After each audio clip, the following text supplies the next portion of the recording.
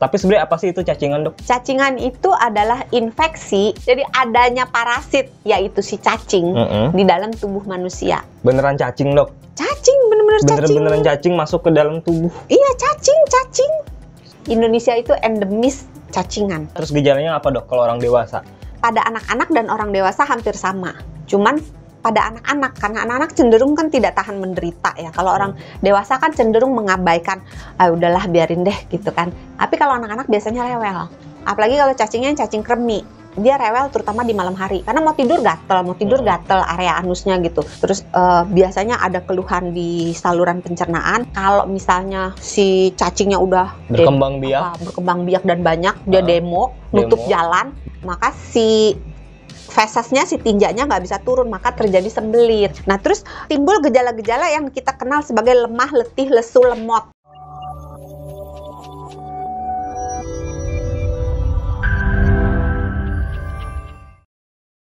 Ketemu lagi sama saya Sony Wicasono di Kamu Sehat, di mana kamu bisa mendapatkan tips-tips sehat bersama Dr. Santi, Health Management Specialist Corporate HR Kompas Gramedia. Zaman sekarang itu untuk nyari sehat susah ya, Dok ya? Enggak. Enggak. Murah-murah aja. Kamu aja kali. Ya, gampang sebenarnya ya. Iya. Makanya dari dulu juga kunci sehat itu cuma satu. Jangan sakit. Jangan sakit. Itu dia. Makanya kita mau ngebahas tips-tips sehat kali ini, penyakit cacingan. Dok, cacingan itu kan penyakit yang identik sama anak-anak. Sama cacing. Oh ya benar sih, kalau nggak ada cacing kan nggak akan cacingan. Nggak ada cacingan, iya. Tapi sebenarnya apa sih itu cacingan, Dok? Cacingan itu adalah infeksi dari cacing. Sangat membantu sekali jawabannya. Terima kasih. Jadi adanya parasit, yaitu si cacing, di dalam tubuh manusia. Oke. Biasanya adanya tuh di saluran pencernaan. Beneran cacing, Dok? Cacing, beneran cacing masuk ke dalam tubuh. Iya, cacing. Uget tuh. Yang gini-gini tuh masuk ke dalam tubuh tuh. Iya. Tapi jenisnya macam-macam. Oh, ada banyak. Jenis tuh kayak misalnya orang Indonesia kan ada orang Jawa, orang Sunda, orang Batak, orang Dayak dan seterusnya. Oh, ini ada cacing Batak, ini ada cacing Sunda. Bukan. Maksudnya ada cacing gelang, ada cacing tambang, ada cacing cambuk, ada cacing kremi. Nah, macam-macam cacing itu bisa cuman satu jenis yang ada di dalam satu orang. Bisa juga mereka berkumpul-kumpul membentuk arisan di dalam perut seseorang. Dan nggak cuman anak-anak, makanya tadi bukan penyakit khusus anak-anak. Oh, jadi nggak cuman kejadian sama anak-anak doang nih? Enggak. Sama orang dewasa juga bisa kena cacing? Bisa, orang tua juga bisa. Oh iya, saya seumuran Doksan kayak gini bisa? Ya Allah. Cuma memang cacingan itu lebih banyak terjadi pada anak-anak. Karena anak-anak memang rentan kena cacingan. Kenapa? Orang nanya duluan ditanya, kenapa? Lah nggak tahu sih, itu kan dokternya, saya hostnya, kenapa ditanya? Tebak.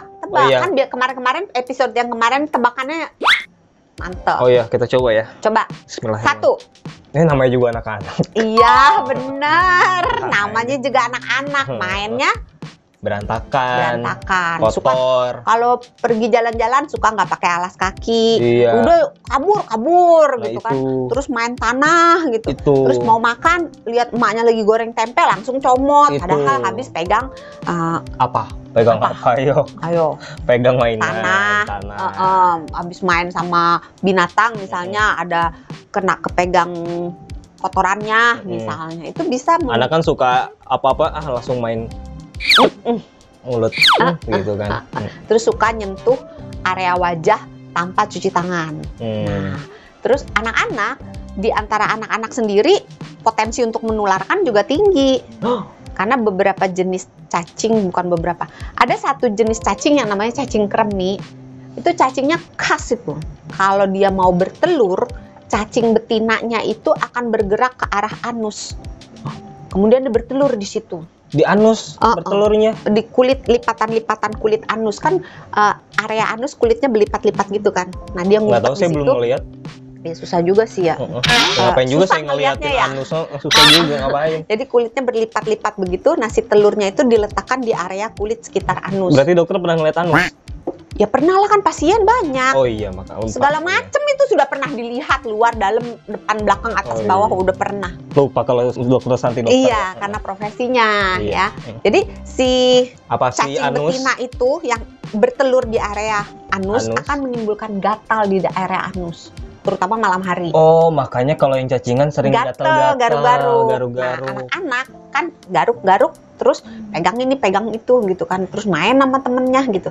Nah, ketika dia ngegaruk, kalau telurnya nempel di kuku, maka kalau berkontak dengan temennya atau dia berkontak dengan mainan, dia megang mainannya dipinjam temennya, itu telurnya bisa pindah-pindah. Kalau si temennya lagi nanti megang entah tangannya atau kukunya atau apapun, atau bertukar pakaian juga bisa masuk ke mulut, bisa masuk juga. Terus cacing kremi sangat kecil, sehingga kalau dia kecil apa, Dok? 0,6 sampai 1,3 cm. Jadi 0,6 sampai 1,3 cm. Jadi kecil banget. Kayak titik gitu ya? Iya. Nah, karena dia udah ada di area anus, maka dia bisa, kalau misalnya anaknya gerak, copot telurnya, jatuhlah ke entah pakaiannya atau ke spraynya. Nah, karena dia kecil, ringan, ke bawah angin, misalnya lagi dikebut-kebut sama ibunya kan, kalau pagi kan ibu-ibu bebenah ranjang kan suka dikebut-kebut. Nah, itu kebut-kebutannya itu bisa terbang. Kalau ibunya pas lagi mangap gitu kan, misalnya sambil ngebut kan biasanya ngomel ya ibu-ibu ya,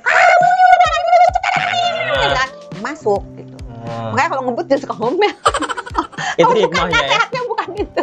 Ketularannya bisa dari anak kecil bisa ke orang dewasa juga ya? Bisa. Nah, kalau kita sebaliknya juga bisa ya.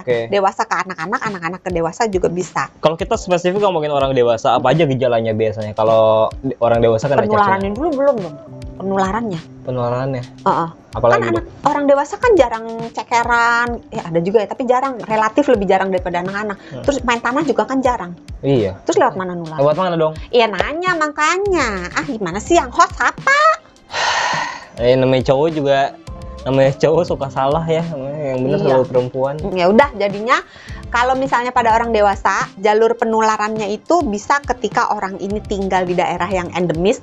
Indonesia itu endemis cacingan. Jadi kalau orang dewasa itu tinggal di daerah yang endemis cacingan, dia bisa ketularan cacingan. Kalau dia tinggal bersama anggota keluarga atau orang yang serumah, mungkin nggak keluarga, mungkin kos-kosan atau apa, yang serumah dengan kontak erat, yang cacingan, dia bisa kena cacingan.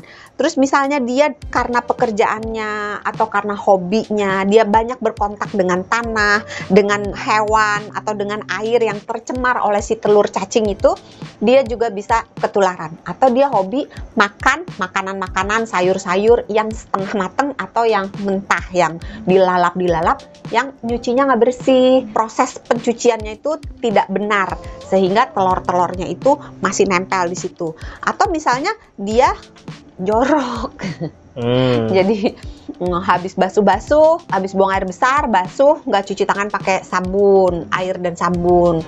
Nah, kalau misalnya dia cacingan, maka telur cacingnya itu kan masih nempel di tangannya.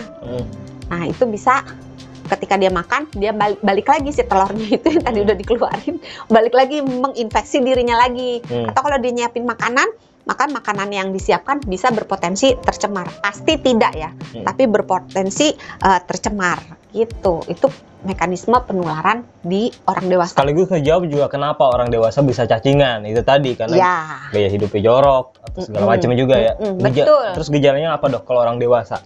Gejalanya sebenarnya pada anak-anak dan orang dewasa hampir sama. Cuman pada anak-anak, karena anak-anak cenderung kan tidak tahan menderita ya. Kalau orang dewasa kan cenderung mengabaikan, udahlah biarin deh gitu kan. Tapi kalau anak-anak biasanya rewel. Apalagi kalau cacingnya, kan cacing macam-macam ya. Apalagi kalau cacingnya cacing kremi, dia rewel terutama di malam hari. Karena mau tidur gatel area anusnya gitu. Terus kalau gatel itu kan digaruk-garuk sampai luka, tambah rewel lagi anaknya kan. Terus biasanya ada keluhan di saluran pencernaan, mual, muntah, kembung, sakit perut gitu. Terus bisa diare kalau misalnya si cacingnya udah berkembang biak dan banyak, dia demo, nutup jalan di DPR. Udah lewat. Udah. Maka dia nutup jalan, maka si fesesnya, si tinjanya nggak bisa turun, maka terjadi sembelit, nggak bisa pup. Karena si pupnya mau lewat, ada cacing lagi gandengan gitu. nggak ada gas air mata tapi gandengan doang. Dilanjutin lagi. Ini tadi depan saya udah geleng-geleng loh, sebut DPR malah gandengan doang lagi. gitu, menggumpal gitu cacingnya. Terus bisa aja mungkin saling mengikat kali ya.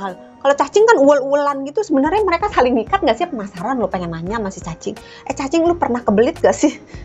Antara cacing A, cacing B, cacing C. Kurang tahu, saya tuh kebelit belum gitu pernah kan, kenalan tuh kebelit-belit saya. gitu. Belum Biasanya kalau berkumpul gitu kan bebelit-belit gitu. Keikat gitu. Belum tahu sih, saya sih belum pernah ngeliat sih. Sebenarnya penasaran sih. Udah tadi ya, gangguan pencernaan udah, terus Mual-mual. itu kan gangguan pencernaan. sudah. Gatel-gatel kalau anak-anak rewel, orang dewasa ya karena bisa ditahan cenderung kagak rewel gitu kan, tapi bisa menyebabkan susah tidur. Tapi kalau pada orang dewasa kadang-kadang nih gejala-gejala cacingan sering disalahartikan, misalnya dia sakit perut. Oh tadi makan itu seblak kepedesan. Makan apa asem gitu kan. Atau dia diare, masuk angin gitu kan. Atau kalau anusnya gatel, celananya belum dicuci. Ini mah tadi nggak bersih, ininya nyebutnya. Iya gitu. Jadi sering dia salah artikan. Nah terus timbul gejala-gejala yang kita kenal sebagai lemah, letih, lesu, lemot. Hah? Kok ada lemotnya lemah, juga? letih, lesu, lemot. Kenapa ada lemotnya? Ya karena kalau misalnya kita makan, makanan kita itu kan digunakan untuk kita berpikir juga, untuk memperbaharui sel-sel di otak gitu kan. Kalau misalnya makanan yang harusnya berguna untuk kesehatan otak dan kesehatan tubuh kita diambil oleh si cacing, maka kita nggak kebagian. Kurang asupan. Kurang asupan, maka jadi agak lemot, cepet capek, terus lemah, letih, lesu itu. Jadi cepet kurus juga dong? Kurus. Tapi tergantung, kalau dia cacingnya tambah lama tambah banyak, dia bisa buncit karena si cacing itu kan umumnya adanya di saluran pencernaan. Jadi perutnya bisa agak buncit, walaupun tidak selalu ya. Anus sih buncitnya apa cacingan ya? Tapi anus nggak pernah gatel sih. Tapi kan cacingan tidak selalu anusnya gatel. Tergantung jenisnya yang bikin gatel. Kita tes. Yang bikin gatel adalah cacing jenis 1 cambuk, 2 tambang, 3 kremi, 4 gelang. Oke. Cacing yang mana? Apa? Kalau dia kena cacingan, ini berarti sakit cacingan ya? Iya, harus diobatin lah. Iya. Kalau nggak diobatin, dia cacingnya tambah banyak, nanti akan orangnya makin kurang gizi. Tapi harus rutin nggak minum kalau kita? Berarti kalau nggak sakit ya? Oh iya benar. Kalau misalnya nggak sakit, tergantung dia tinggal di mana. Kalau dia tinggal di daerah endemis, sehatnya iya minum obat cacing teratur. Berapa bulan sekali? 6 bulan sekali.